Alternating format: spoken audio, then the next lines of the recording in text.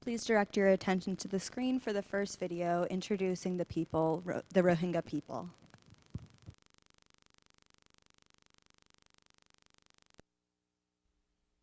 The Rohingya Muslims are the largest stateless population in the world. They face many vicious cycles of persecution, discrimination, and violent repression. There are 1 million Rohingya located in the northern Rakhine province of Myanmar. The Rohingya Muslims are the population that was denied citizenship in Myanmar.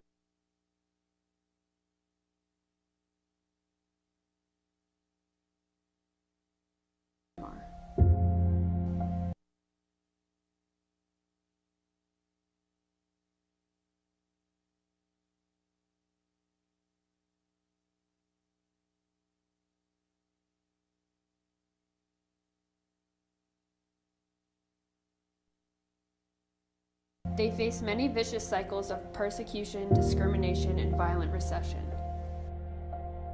Many people are forced to flee their homeland, live in dangerous, overflowing concentration camps. The government of Myanmar, a predominantly Buddhist country, denies the Rohingya citizenship, refusing to recognize them as people. These people have been surfacing cruel treatment for years, going unnoticed by many Americans.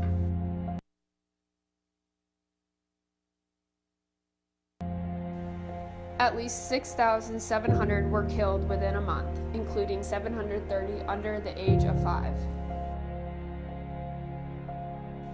Their current leader is Aung San Suu Kyi, who is a former Nobel Peace Prize recipient.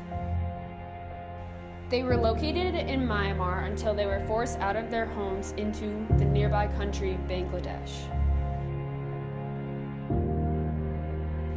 The government of Myanmar, a predominantly Buddhist country, denies the Rohingya citizenship, refusing to recognize them as people.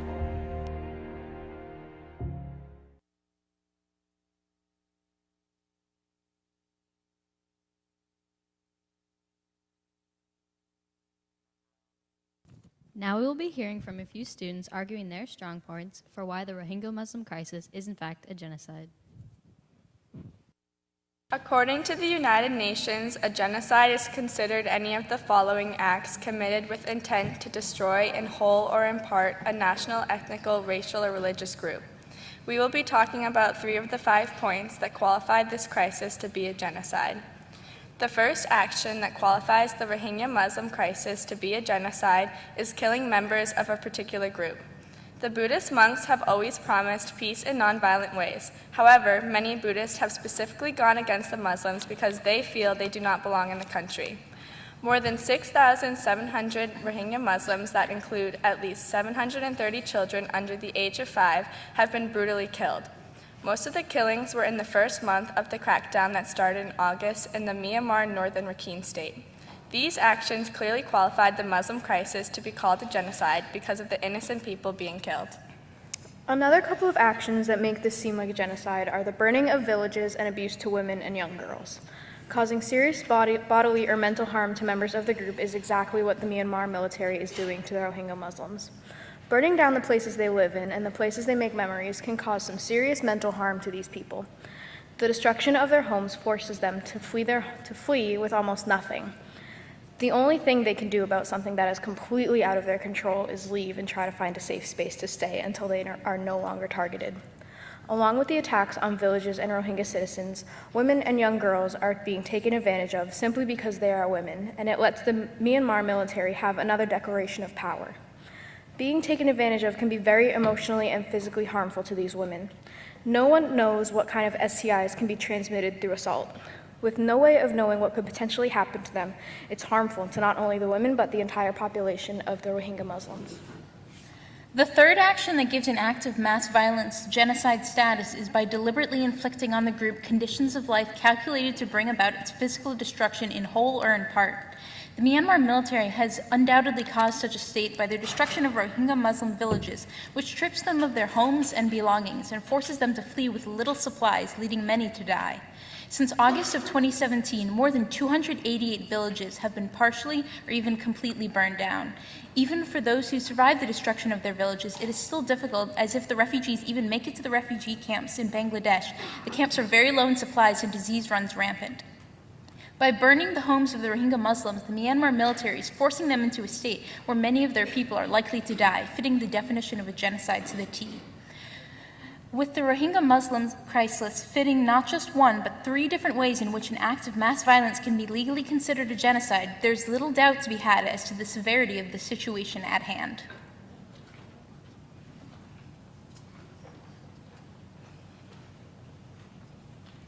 We will now have a student present on why the Rohingya Muslim crisis is not a genocide.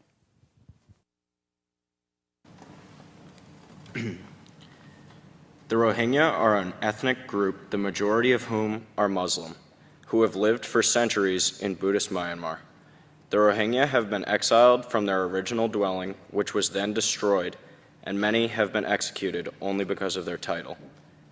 Originally residing in Myanmar, these people have been persecuted and tortured for years. At this point, we are faced with the question as to whether this is a genocide. The Rohingya are faced with evil acts every day, and most are currently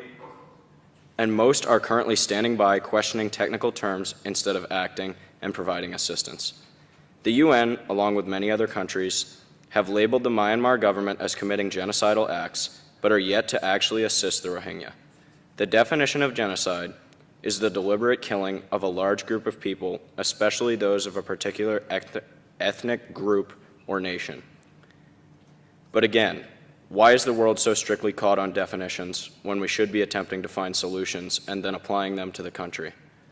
The only benefit we may gain from calling this a genocide is a more clear-cut reasoning in using military force to end the situation. Depending on where people stand, many believe that the U.S. negatively impacts its own existence by bothering to assist other people, ethnicities, and countries. Unfortunately, the U.S. currently stands as the most powerful country on earth and holds the most say in all events and decisions. This leaves us with a responsibility to help our allies in times of need. Soldiers' lives are a variable that no one wants to take lightly, but the sacrifice leads to success, and at this point, something needs to be done involving this crisis. Although it is seen as involving genocidal acts, the Rohingya are not legal citizens of Myanmar, and Myanmar's main religion is not Rohingya Muslim, so technically it is not, by definition, a genocide. It is a humanitarian crisis, though, that needs to be addressed. Labels are irrelevant. We need to realize that. This does not fit the classical definition of a genocide. However, people need our help, and we are ignoring their calls.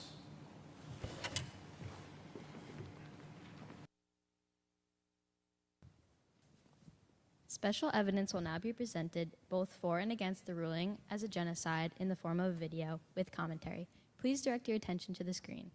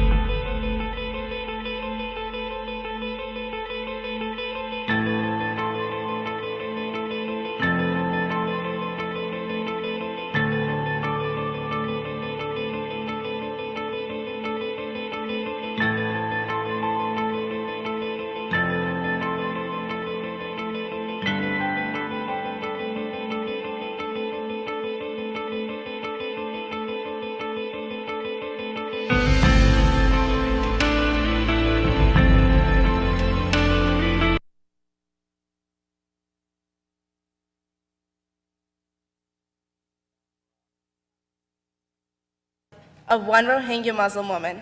We would just like to reiterate a few points that were made in the video. First, she is said to be standing in a river, but her town is burning down behind her. She doesn't only see the village burn behind her, but then in front of her, her baby is burned. After they kill her child and they take and assault her.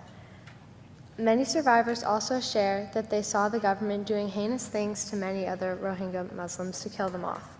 The actual definition of a genocide is an event of which violence is used against members of a national, ethnic, racial, or religious group. Usually, this is with the intent to destroy the entire group.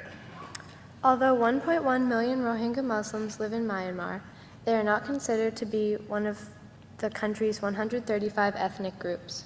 Rohingya Muslims have been declined citizenship since 1982. This has caused inhumane conditions for those displaced. These people have been labeled the world's most persecuted minority. Waves of ethnic cleansing against the Rohingya Muslims bring about terrible violence and destruction among the people. They are also denied certain fundamental rights, such as health care and many other things. They are denied land and property rights and ownership, and the land on which they live can be taken away at any given time. The latest exodus began on the 25th of August 2017. At least 6,700 Rohingya, including at least 730 children under the age of 5, were killed in the month after the violence broke out. People who have inflicted violence on the Rohingya Muslims have been investigated for crimes against humanity and war crimes. Human rights violations continue to occur daily. What is happening to the Rohingya Muslims is a parallel to the definition of genocide. Through all the acts of violence, especially in the most recent in 2017, later described as the clearance operations, exactly matches the definition of a genocide. Okay, so just because of the atrocities that we saw in that video committed, it does not make it a genocide, but rather a humanitarian crisis. If you compare it to past genocides, such as the Holocaust or the Rwandan genocide, the death toll is not nearly as high compared to 800,000 in Rwanda and 6 million in the Holocaust.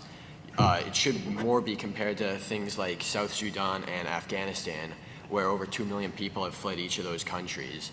1.2 million have fled Myanmar, and over 6 million have fled Syria, so it should be compared more to those which are not labeled genocides. To reiterate, when placed next to massive genocides from history that have claimed the lives of millions, the Rohingya Muslim crisis pales in comparison. It is undeniable that horrible atrocities are being committed in Myanmar. However, to so sparingly define the atrocities of genocide would take away the significance of events that are much, much larger than the Rohingya crisis. Not to mention the fact that the United Nations official definition of genocide is downright vague at best, and is still debated among UN members to this day. If such a weighty definition cannot be used effectively by our world leaders, maybe that definition needs to be revised before immediately being applied to the Rohingya crisis. Perhaps it would be more effective to label the crisis as a series of war crimes instead of as a genocide, as war crimes against humanity is a term that still carries immense weight and can bring about change. That's it.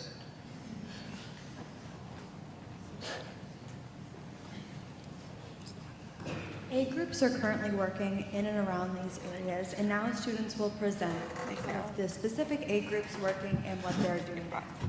Yeah.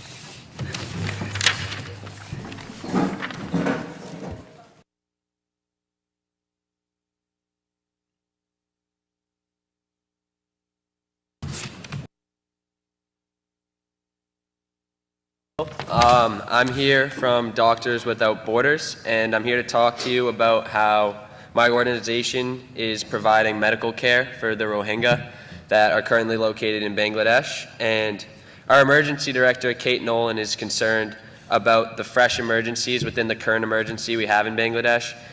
For example, the monsoon and tropical storms in an area that is already prone to heavy cyclones presents an obvious potential for waterborne disease. And so specifically what we've done there, we have treated almost 5,000 cases of the measles, 6,500 cases of diphtheria, and overall teams have carried out more than 650,000 medical consultations and treated 13,000 patients between August 2017 and June 2018. Teams have also worked to improve water and sanitation services, constructing more sustainable latrines, drilling boreholes and tube wells, and installing a gravity-fed water supply system. What we ask from people like you is to donate to our cause because we need more resources to help all of the people. We are looking to continue to improve the conditions for the Rohingya until they are in a stable environment. Thank you. All right, so I'm going to talk about the United Nations High Commission for Refugees, or also known as the UNHCR. So what is the UNHCR? And they are a global agency run by the United Nations to save lives, protect refugees, and better the future of people without a home country or homeland. And their kind of slogan is, we work to ensure that everybody has the right to seek asylum and find safe refuge, having fled violence, persecution, war, or disease at home. And so what are they doing for the Rohingya? The UNHCR, with the help of their partners, are working in support the Bangladesh government to respond to the massive humanitarian needs. In the opening days, weeks, and months of the crisis, the UNHCR airlifted more than 1,500 metric tons of emergency life-saving aid to Bangladesh, including blankets, plastic sheets, sleeping mats, family tents, plastic rolls, kitchen sets, jerry cans, and buckets.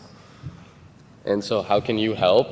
And they have a new petition going around. So when you sign the hashtag #WithRefugees petition, you're asking governments to turn their communities into action and make sure their 3 petition asks become a reality. And these asks are: every refugee child gets an education, every refugee family has somewhere safe to live, every refugee can support their family and make a positive contribution to their community. I'm here for Action Against Hunger, and Action Against Hunger is a global humanitarian organization who takes strong actions against the causes and effects of hunger. For almost 40 years and in 50 countries, they have taken action against hunger and saved many children and families. They are before, during, and after crisis to help the families regain the confidence and ability to maintain their needs. And what are they doing to Rohingya? In the camps, Action Against Hunger has over 700 volunteers to help those who most need it. These volunteers help to train some of the Rohingya to help others around them.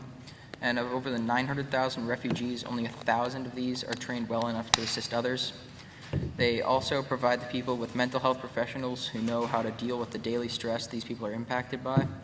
And their goal is to be a needs-driven organization with a primary focus of targeting the most vulnerable groups of people around the world. They especially want to help women, the elderly, and children. All of their activities aim to maintain and restore human dignity in the people that they're helping. Action Against Hunger follows the following rules of humanitarian responsibility in carrying out its work. Do no harm to the area or people already in the community. Promote cooperation and collaboration with other organizations to provide more help. And how you can help is to make a one-time or monthly donation, to donate by mail in either cash or check. You can also donate a used vehicle for them to sell or use. That's it. Thank you.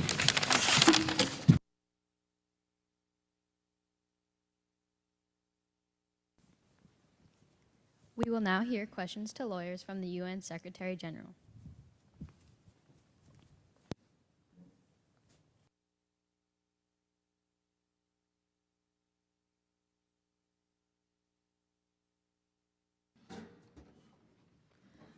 Hello, my name is Chloe. I am the U.S. Secretary General. I'll be asking you some questions to the panel. First question: what are the most pressing needs of the Rohingya Muslims? I would say that the most pressing needs for the Rohingya Muslims would definitely be to gain more resources, as they lack those, and also find a state of government that cares for them. Second question: have the survivors of assault had the access to the care they need? Yeah, so some organizations such as Doctors Without Borders have stepped up and helped survivors of assault. Volunteers have tried to go around and help the survivors, but obviously the extent of the genocide has left some people without help. Third question: what is Myanmar's leader doing about the crisis? They aren't doing anything to help them, and they're in fact denying that there's even a genocide happening.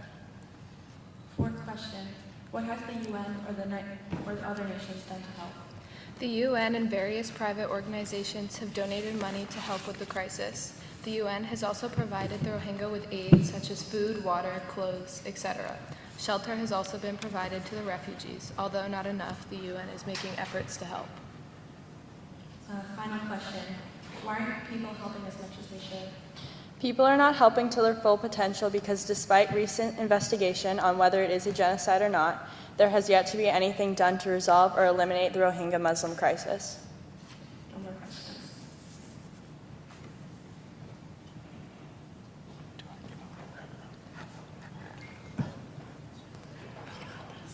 We will now hear the concluding statements from the prosecution and the defense.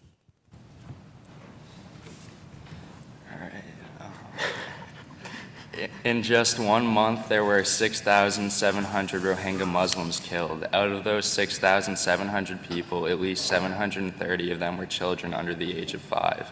The majority of the people who were killed were shot, but others were burned and beaten to death.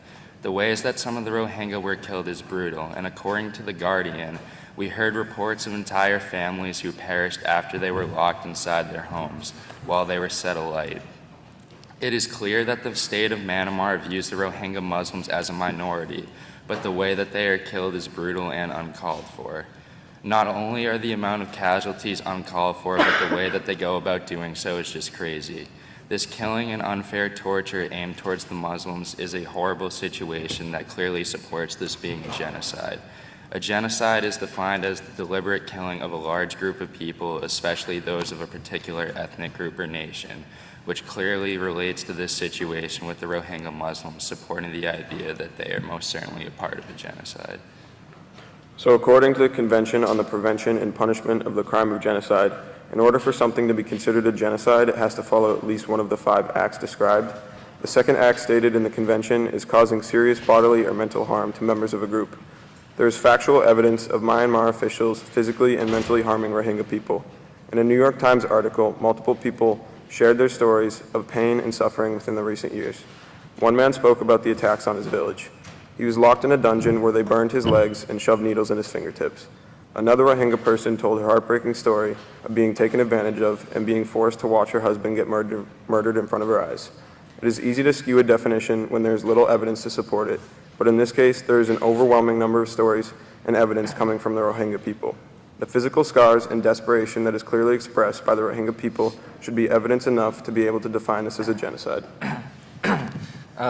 One act that makes a genocide is deliberately inflicting on the group conditions of life calculated to bring about its physical destruction in whole or in part. This is definitely happening in Myanmar because the government is burning down villages that the Rohingya lived in, and the government is doing this in hopes of killing the Rohingya and obviously leaving them homeless. There are satellite images that show the government bulldozing villages that the Rohingya live in.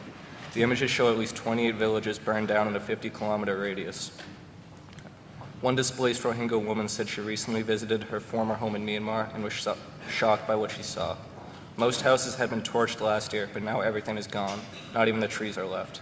The woman named Zubaria said, "They just bulldozed everything. I could hardly recognize it. The government is trying to erase the Rohingya Muslims," says an 18-year-old. The 18-year-old said other homes in the area that had been abandoned but not damaged were also flattened. All the memories that I had there are gone. They've been erased. The horrific things that the government is doing to these helpless people make what is happening a genocide. Although many argue that the Rohingya crisis is a genocide, it is technically not classified as one. The United Nations classifies a genocide as committing any of the following acts: killing members of the group, causing serious bodily harm to members of the group, deliberately inflicting on the group conditions of life calculated to bring about its physical destruction in whole or in part, imposing measures intended to prevent births within the group, forcibly transferring children of the group to another group. Although the Myanmar government seems to meet many of these requirements against the Rohingya crisis is still not classified as a genocide. Certain requirements need to be met in order for a crisis to be classified as a genocide. And Article 1 of the same statement as these requirements says, "The contracting parties confirm that genocide, whether committed in time of peace or in time of war, is a crime committed under international law, which they undertake to prevent and to punish." This one statement within the article is the reason the Rohingya crisis is not a genocide. Under this statement, it is made evidently clear that if a genocide is discovered, that the nations within the UN must make efforts to punish the nation under question, which in this case would be Myanmar. None of the nations within the UN have made efforts to punish Myanmar for their crimes, which would include placing troops in Myanmar. Therefore, the crisis is not considered a genocide. Overall, the United States has not taken a strong enough position on the Rohingya Muslim crisis in order for it to be considered a genocide. There has been recent investigation into the Myanmar military campaign against Rohingya Muslims. Although there was strong evidence of a genocide, the United States and other nations within the UN have not done anything to resolve the crisis. Countries have so far done little to alleviate the crisis, and they are reluctant to classify the atrocities as genocide. Therefore, the Rohingya crisis fails to be classified as a true genocide according to United Nations bylaws. In conclusion, the United States and the rest of the UN have failed to punish the Myanmar government for their actions against the Rohingya Muslims, resulting in the crisis not being classified as a genocide. As you know, many acts of violence and horror have been committed against the Rohingya people, and many of them do fall under the definition of a genocide.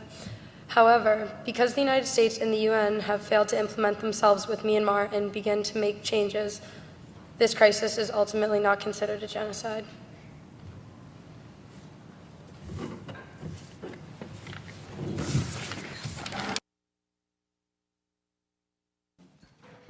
We will now vote on the outcome of the trial and watch the final video.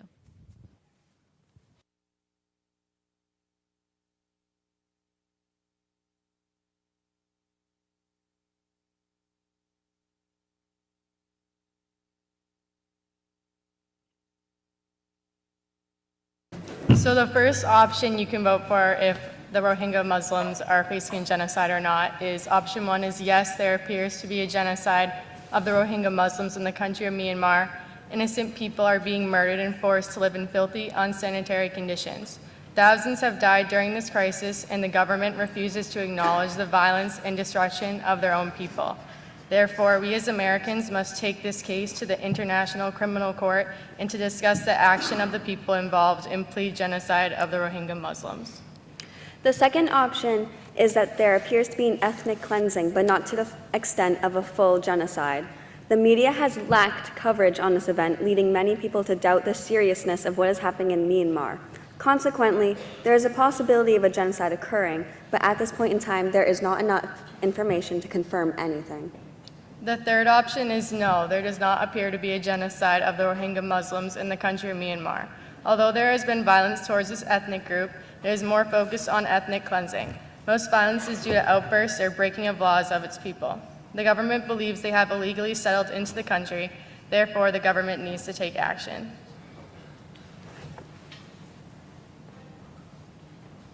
So at this point in time, there is the option to vote on this issue.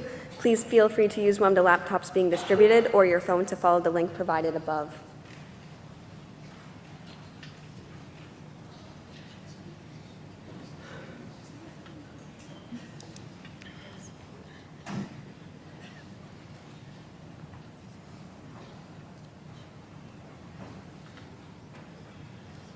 And as you're voting, we'll be presenting on more ways in which we can help the Rohingya Muslims.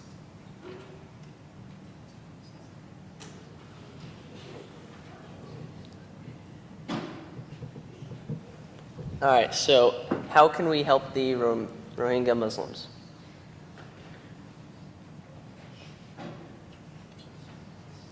So the first way is to donate, and you can donate to Action Against Hunger, the UNHCR, and Doctors Without Borders. And so a little overview about each organization. Action Against Hunger is, their mission is to help malnourished children and provide communities with access to safe water and sustainable solutions to hunger.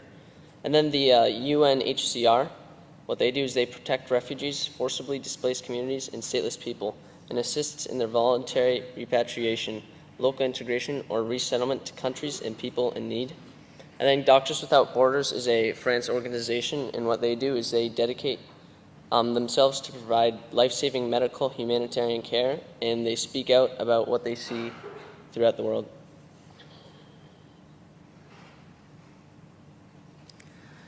So, yes, donating money is a great way to help. But what else can you do? So, expressing your concern is another great way to help. Writing letters to your local congressman is one of the best ways to take action because they have government power to help the Rohingya people. And your local congressman includes Senators Ed Markey and Elizabeth Warren and Representative Seth Moulton, all pictured.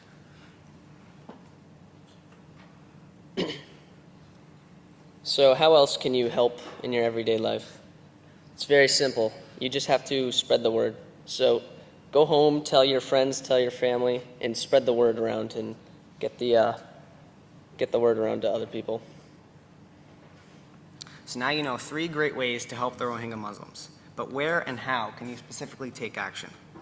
To donate money, you can go to each organization's website. Action Against Hunger, UNHCR, and Doctors Without Borders all have very straightforward processes outlined on their websites to donate money. And to contact your Congress members, you can write to Senator Ed Markey by sending him an email on his website or writing a letter to 975 JFK Federal Building in Boston. For Senator Elizabeth Warren, you can also write her an email on her website or write a letter to her office in Boston. And for Massachusetts 6th District Representative Seth Moulton, email him on his website or write to his office in Salem, Mass. And those are the 3 ways that you can help the Rohingya Muslims.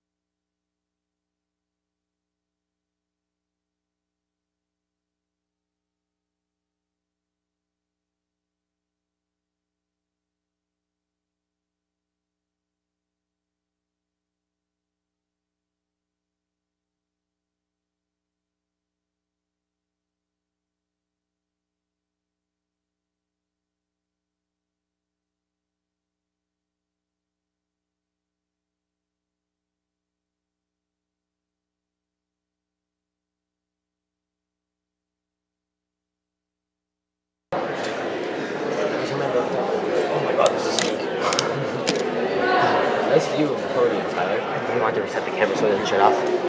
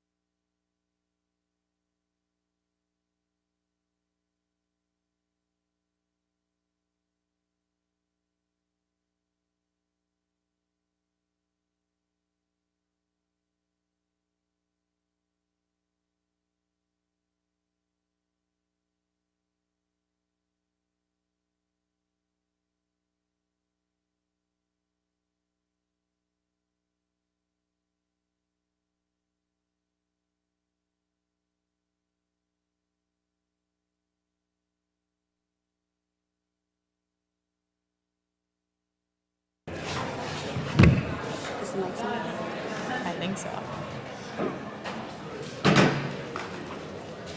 So, based on the data that you just voted on, 84.7% of you said there appears to be a genocide, and 13.6% of you said there appears to be an ethnic cleansing, but not a full-fledged genocide. And then 1.66 said there is not a genocide at all. Yeah. Thank you for voting. Yeah, thank you.